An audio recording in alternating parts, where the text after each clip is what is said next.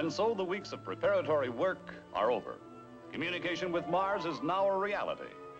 Tonight has brought us the first real information about life on that distant planet. They were asked the average lifespan on Mars. Their answer, 300 Earth years. 300 years? I hope not your mother. Our regular program.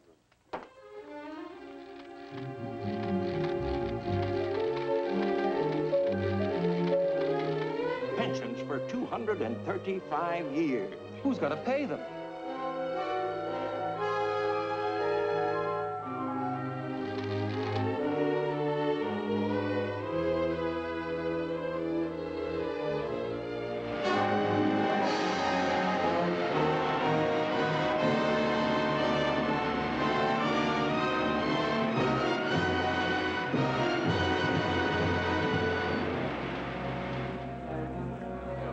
The future of the livestock industry is at stake.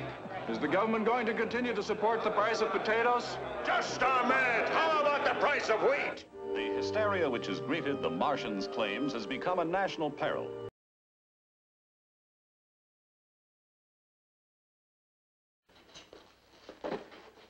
Никто не отвечает. Ну что же? We are trying. Что случилось там? Что случилось? Outside!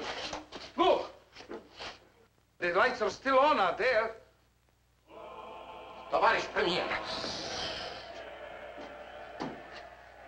Singing. It was one of the favorite anthems of the cathedrals.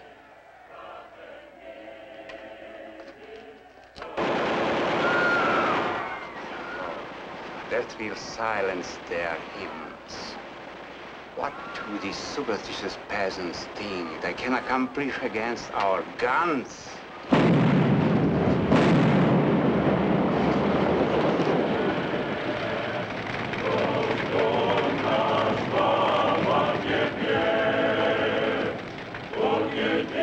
Program ever to be televised to the Western world from Russia. Ladies and gentlemen, the British ambassador to Moscow. And I have been appointed to speak for my fellow members of the diplomatic corps.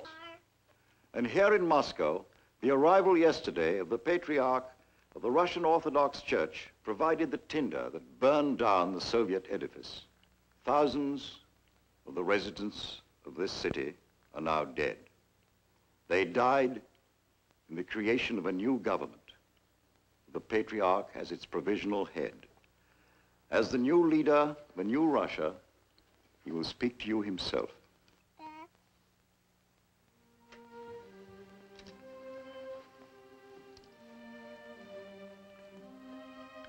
This morning, our armies in occupation of other lands have been recalled to our own soil.